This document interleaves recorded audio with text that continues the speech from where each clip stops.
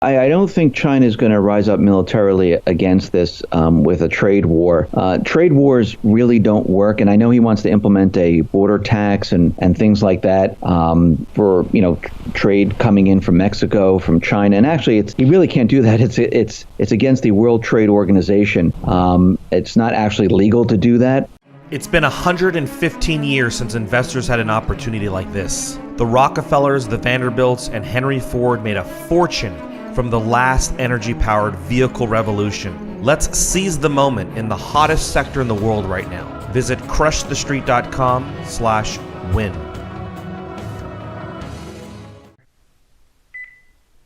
Hello, everyone, and welcome into crushthestreet.com. I'm Kenneth Amaduri, and we're going to discuss Trump today and his startup on the first week of his presidency and what is happening here economically.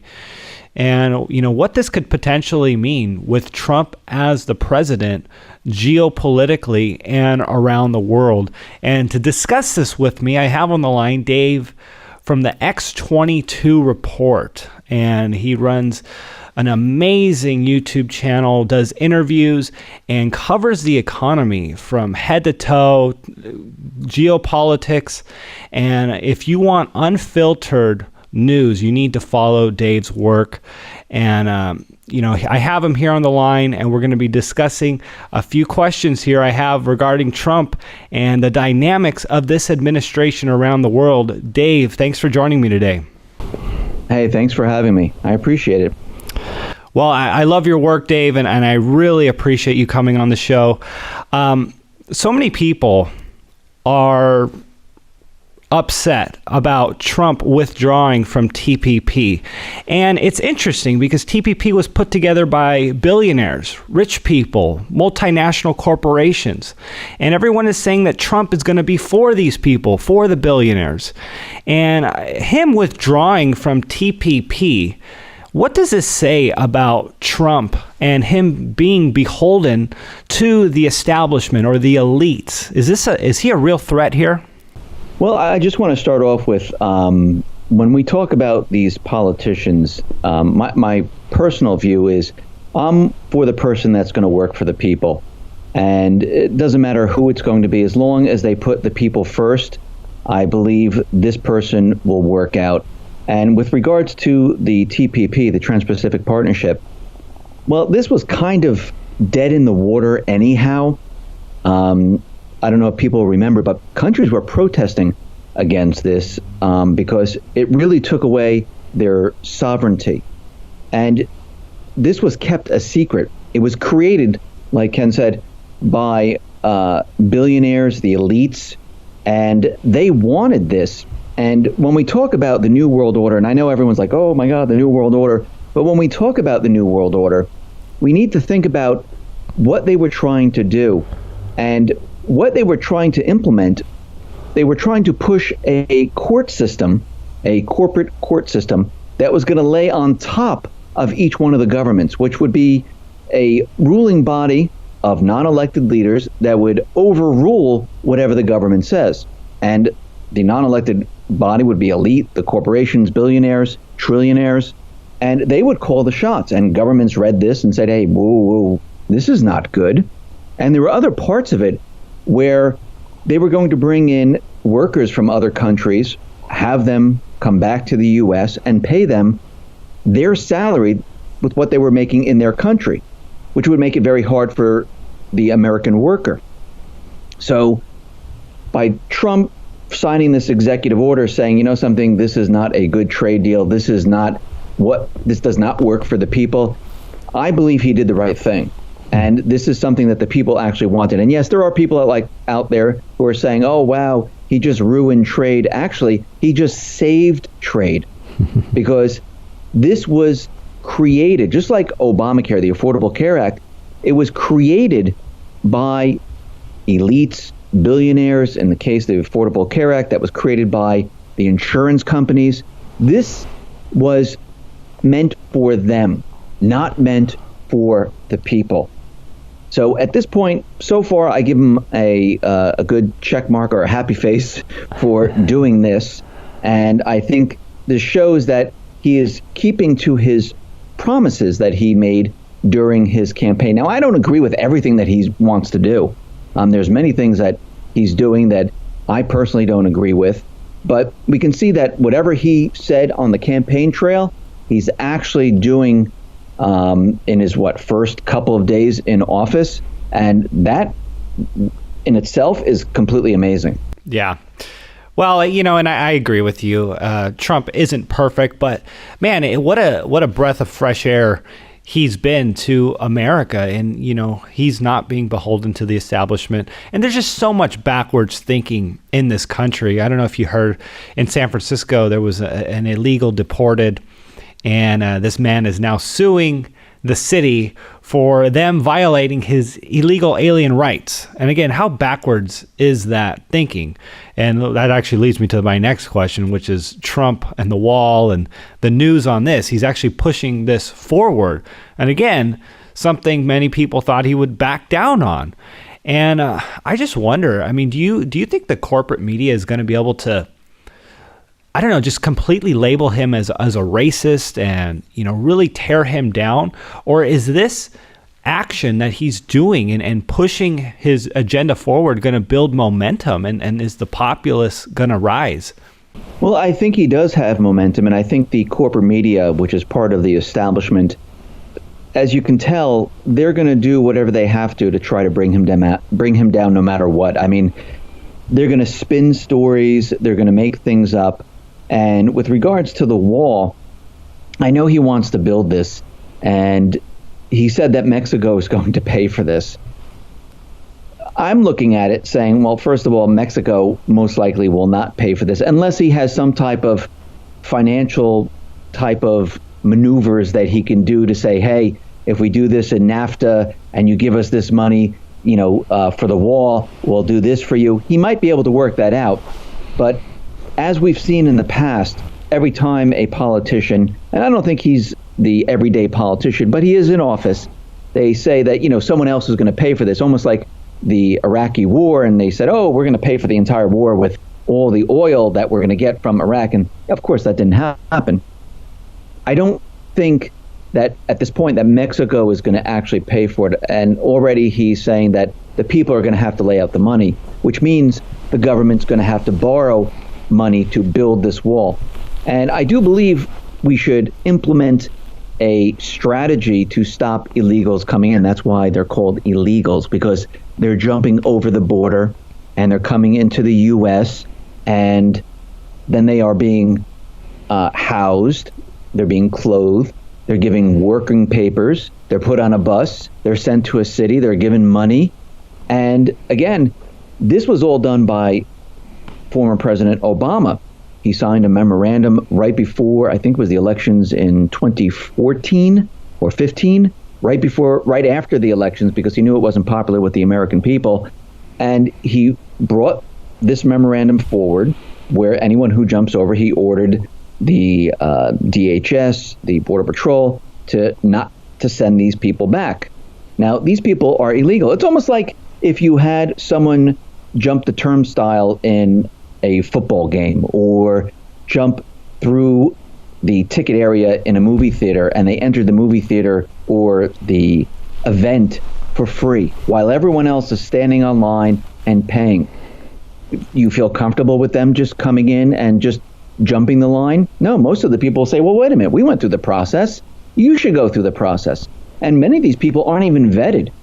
They could be running from their country because they're maybe rapists, maybe they belong to the cartel, maybe they're terrorists. Who knows what it's all about? And when this country was first evolving, people came in and people went through the process. Yes, other people did sneak into the country, and you're always going to have this.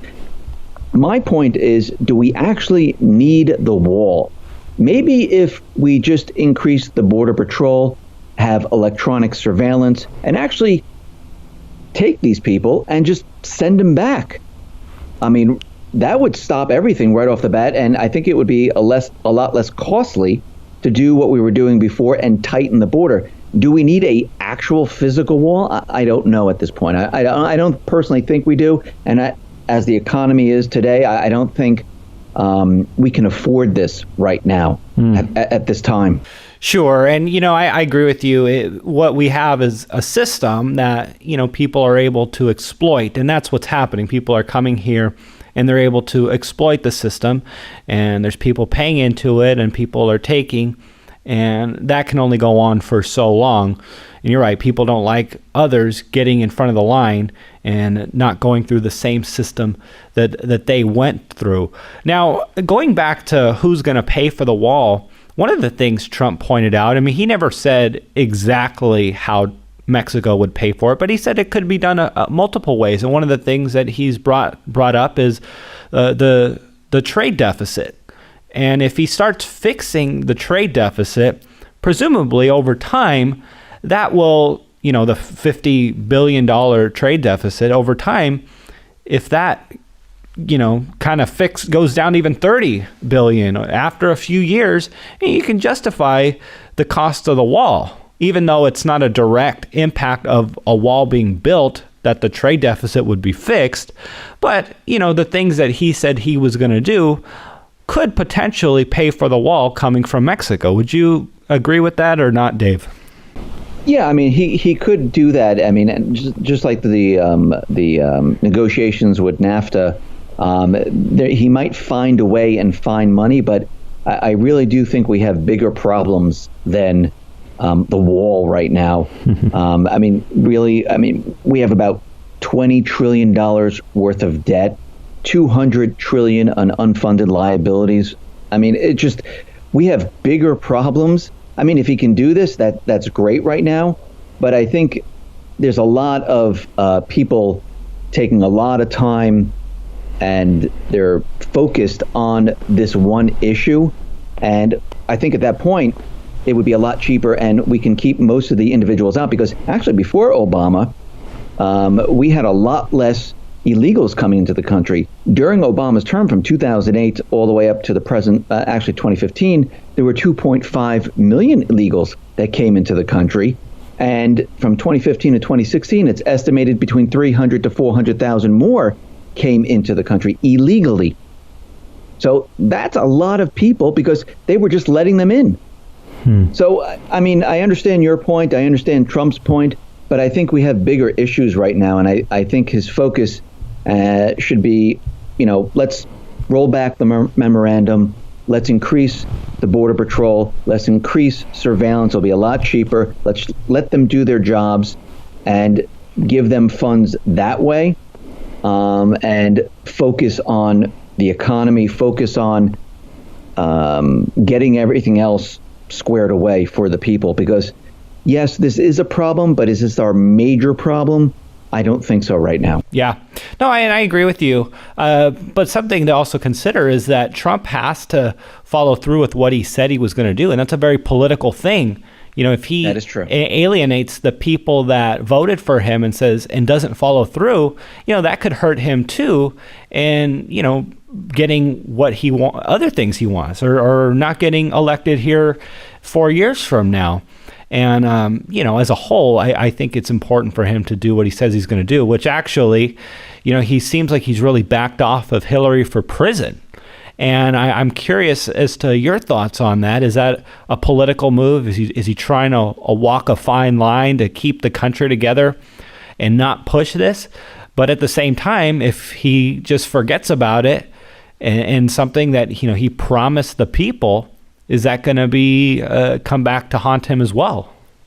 I don't think he forgot about it. I think his role as president, I don't think he's the one to bring charges against Hillary Clinton. I think it should be the FBI. I think he understands this, and I think he's waiting for his 21 appointees to get confirmed before he can do anything. Actually, we know that Jeff Sessions, he's going for the Attorney General. I think what he's doing is saying, okay, this is not my responsibility, so I shouldn't really get involved because it would look like it's for a political reason. He should let the Department of Justice, the FBI, and the rest of the agencies go forth with this and let them bring the charges, let them do the investigation. And I do believe that he will most likely do this not where he's calling the shots, but letting them move forward with it. So this way he's out of the picture, and let the people who are supposed to be doing this, where the Department of Justice did nothing before, even when they saw the emails, even when they heard about the server, even when they heard about people getting into a server which was not part of the government whatsoever, it was set up privately, they should have got involved right there and then. But I think what he's doing is he's backing off right now, and he's going to let the Attorney General and the FBI and everyone else pursue the matter with Clinton. I think that's his strategy. Dave, let's transition over in kind of in the same vein as the trade war and what Trump is doing with different countries here. I mean, specifically China, our number one trading partner. I mean, many people are worried about a trade war and worried about an actual war that might start an actual war. And everything good that Trump does, I mean, if he starts a war, I mean, really everything is moot at that point. I mean, in my opinion, you know, now we're talking about people being killed and losing their life and things like that. But, you know, what are your thoughts with this trade war potentially starting up with China? Do you think China will rise up militarily against the U.S. because of this? No, I don't think China is going to rise up militarily against this with a trade war.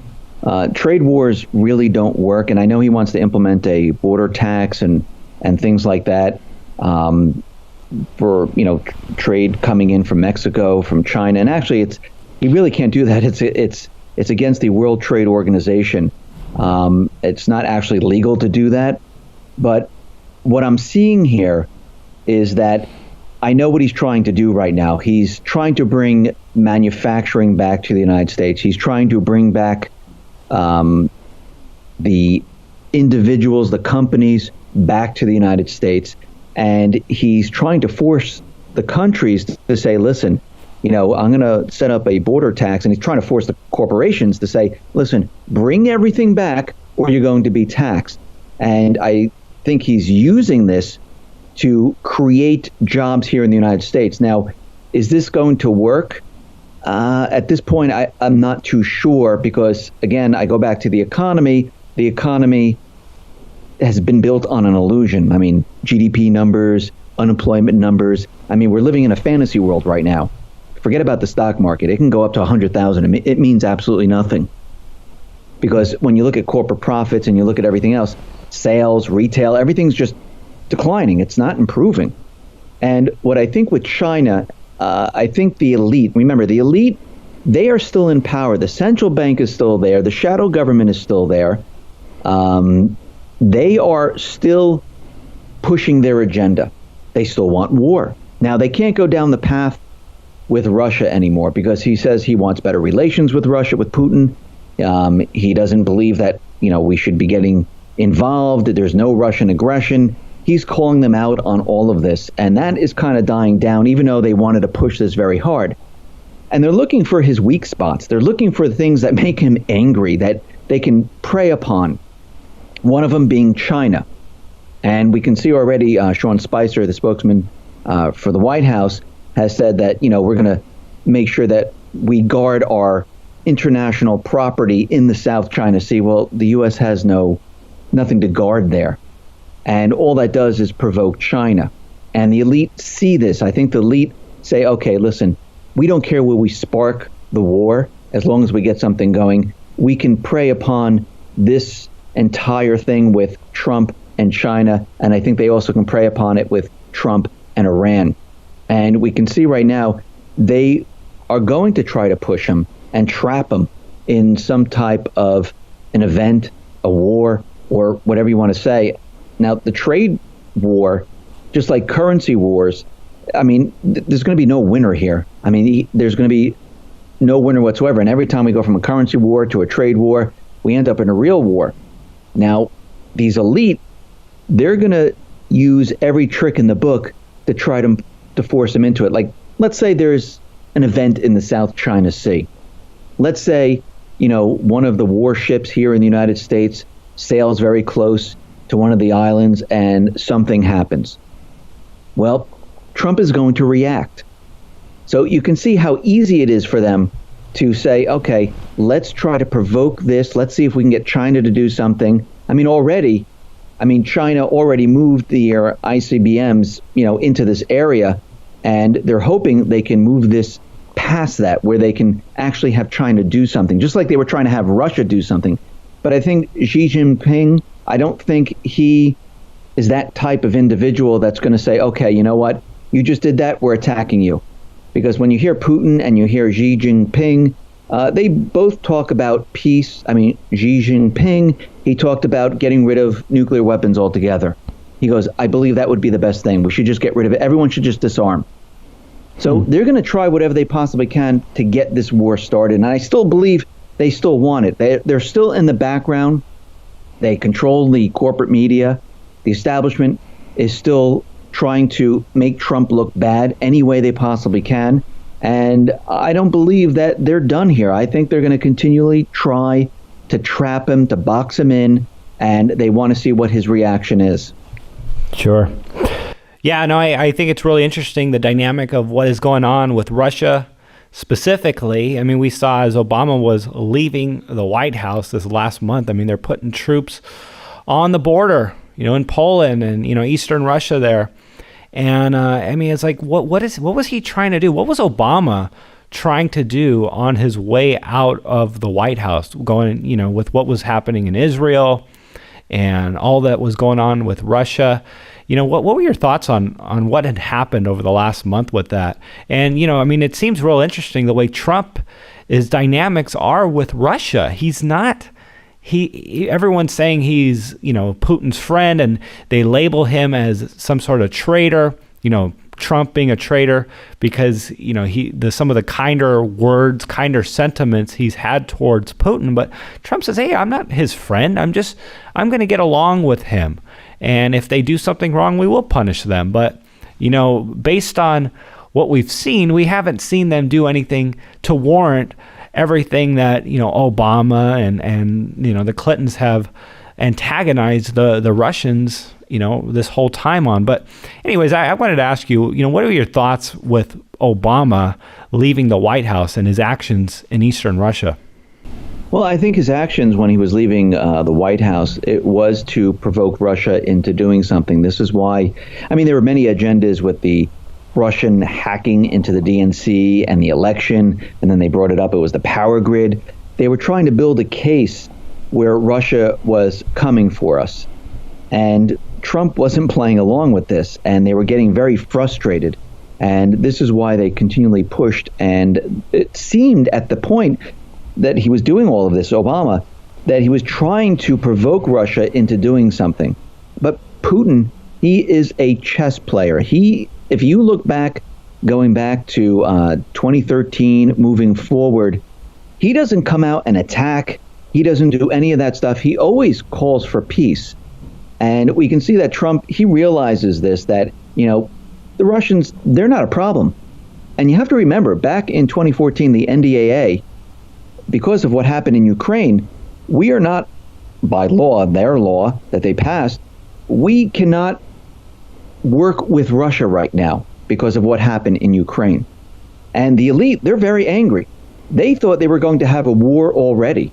They thought this was going to be already kicked off. And again, their plans don't always go the way they want. And when they don't get their way, they get very angry, they get pissed off, and they keep trying, and they try even harder. And that's, I think, what we were seeing. I think they were pushing it to the next level, and Trump didn't go with it. He called them out on it. He wanted to see the proof from the CIA director, and guess what? They never provided any proof. They never attached the XML file with the 885 IP addresses to the report, which only showed there were 2 IP addresses from Russia. The others were, 40 from the United States. There were like 60 from the UK, and there were 2 from Russia. One which had ties to a company in the UK, and the other one was in a public area. And anyone who does any type of hacking, they don't do it from their own country. They bounce it off servers, and it's very difficult to track down. And the reason why they never presented any proof hard evidence, forensic evidence, leading back to Russia because they didn't have anything. And Trump came out and he called them out on it. He said, listen, show me. Let's see it. And they just couldn't do it. Actually, when the CIA director and the director of national intelligence went in front of the Senate, they said, can you present us with the proof? And they never did. They kept giving them these ridiculous documents that were assumptions, that were, judgment calls, but there was never any type of forensic proof which showed how Russia did this. And the malware that they're talking about, well, you can get that malware anywhere on the internet. Anybody can use it. Anyone can take it and use it anywhere they want. So it doesn't mean it's from Russia. So that whole thing fell apart. And I think that's what they were trying to do during that period of time. They were trying to trap him in a war with Russia. And he wasn't taking the bait at all. He just called them out on it. And the whole thing was just completely one gigantic disaster. Well, I love it. I love how Trump is really getting in there and shaking things up. He's bringing together really, traditional Republicans with, more libertarian-minded, people who really spend a lot of time looking into the truth, like such as yourself. I know you said you don't agree with everything he's doing, and, I would agree with that as well. But he really is bringing a lot of, people I respect and great thought leaders together. And I think that's very impressive. And I really hope his momentum only gets stronger into his presidency and it just doesn't blow up on him. And one of the biggest concerns, of course, is the economy. And if you look at housing here, mortgage applications are now at 13-year lows.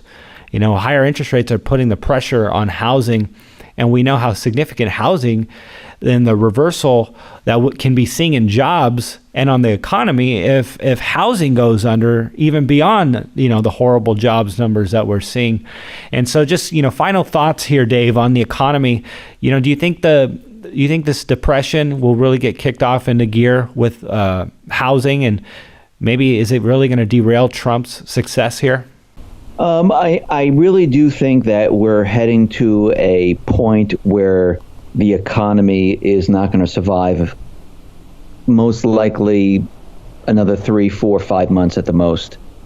And people are looking at Trump, and he's continually making these deals with these companies where they're saying, oh, we're bringing back 10,000 jobs. We're going to be bringing back 25,000 jobs. We're going to be building manufacturing plants. And this is great publicity. So far, there's been no jobs that have been created. And if you add up all the jobs that are promised, it comes out to about 150,000 jobs or so.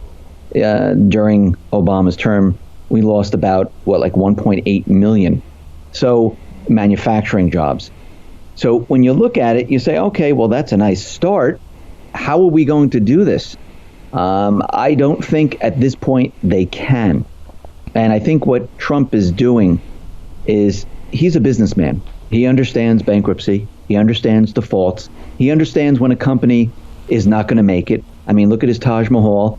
He went bankrupt a couple times and, he didn't hire more people. He said, okay, we're done here. It's not making money. We have too much debt. It just cannot survive. And he is a businessman. He's not a politician. And he's looking at the country. And even his budget director said, listen, we have $20 trillion worth of debt. We have a major problem here. There's a problem here that we cannot go on like this. It's just going to get worse, and we cannot sustain this.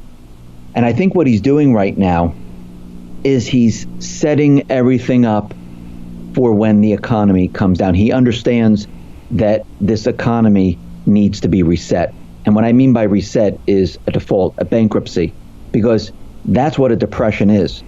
It erases all that debt. It gets rid of all the crap, and it resets the system.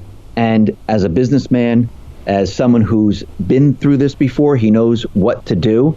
And I think what he's doing, and all the publicity that you're hearing right now, is to bring all of this back after the reset. Because right now it makes no sense, because, IBM right now is laying off, thousands of people, and they're saying they're going to be creating thousands of jobs. Walmart is laying off thousands of people, and they're saying they're going to be creating thousands of jobs. How can you do both at the same time? It makes no sense. He understands that the system can't go any further. And it's going to be very painful for a lot of people. And yes, are they going to blame it on him? Yes, most likely they are. But I think he's going to try to turn it around and start blaming it on Obama, the central bank. Because as we know, the audit of the Fed, that bill, well, that's gaining traction now in the Senate. They, the Treasury, the new Treasury officer, he wants more transparency with the Fed. And I think what's happening is he's setting everything up. And even though we're going to be going through this reset, it's not going to be pleasant, especially those people who don't understand what is about to happen. And I've spoken to a lot of people, interview a lot of people, and they all pretty much say the same thing. Maybe in the third quarter of this year, things might start to really fall apart. And I'm not talking about the stock market. Yes, the stock market's going to come down. But what I'm talking about is the economy. And people don't understand, once this depression happens, because we're already in a recession. Remember, the governments, they don't report the recession until maybe 4, 5, 6 months later when we're already in the recession. So they're going to go back in time and say, oh, yeah, the recession started, January of 2016 or February, March. But what we're seeing right now is that we're going to go through a lot of pain. And what that means is that credit is going to dry up. There's going to be no credit. The government is going to have to cut. If you notice, excuse me, he's cutting a lot of the programs right now because he knows he can't support them. It's impossible. He's doing this for the future. And people, they don't like cuts. They don't like, people cutting what they have. People don't like getting rid of their way of life. And think about this for a second. Once this starts to happen, the government will no longer borrow money, which means those people on welfare, those people on food stamps who receive that money, they might receive that money still, maybe. Maybe not, because they might have to cut it down. But even if they are receiving it, we're also going to see inflation going through this depression. And which means that everyone's dollar, the currency that they have, they will not be able to buy goods. So all those people, the millions and millions of people on food stamp, guess what? Products will become out of reach for them. So their food stamp money will be kind of worthless anyhow. And this is going to be a lot of pain for the people. And people around the country are not going to like it. But we need to go through the pain because there is a brighter side on the other side of all of this. Because if he can get rid of all the debt, maybe take control of the Fed, audit the Fed, have control of it. Actually, that's what Putin did. He took control of the central bank in his country. I think Trump is on the same path to do this, and the elites know this, and they don't want this done. And I think what he wants to do is bring everything back, but he can't do it at this point. So he's using the publicity to get everyone all riled up and say, okay, this is what we need to do. And then he's going to later on hit him with, okay, we need to go through this pain. Think about his companies, what he does first. I mean, he tells you it's great, but then all of a sudden he goes bankrupt. And he says, okay, I can't pay any of these creditors because the company's not making any money. He has to wipe it out. He has to do the same thing with the country. And this is going to be a tough time for America. But on the other side, I think we're going to be better off. And this is why I've been telling everyone, get prepared. Because if you have food and water, you don't have to worry about the shelves being stocked. You don't have to worry about inflation because you already have your food. You already paid for it. So you don't have to worry about that. Same thing with your currency. Yes, I know people have a lot of currency in the bank, but remember, it's digital numbers, there's the bail-in documents. That still pertains.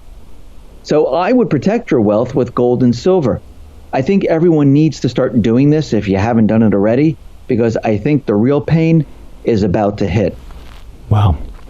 Well, that's great closing thoughts there, Dave. And anyone who wants more Dave, visit his YouTube channels, X22 and the X22Report Spotlight. Dave, we'll have those links in the description area. I love what you said there about the Trump, and if things collapse on him actually pointing towards the Federal Reserve And I guess I didn't think of it in that sense, but presidents always look for someone else to blame. And he would be, one of the few that's going to stand up and actually challenge the central banks. And I can totally see him doing that. And we know what happened with John F. Kennedy when he started talking about the central banks there. But Dave, any closing thoughts here before we say goodbye? Yeah, that's the downside. When he starts pointing fingers at the Fed, they might not use fingers and pointing. They might use bullets or something else. But that's a whole nother story. Well, Dave, hey, I appreciate you coming on the show with me today. Always enjoy it. Great content and just amazing insight for people to just really be aware of. And I know people are waking up. We're seeing that every single day here, and I love it. So thanks so much. Hey, thanks for having me. I really appreciate it.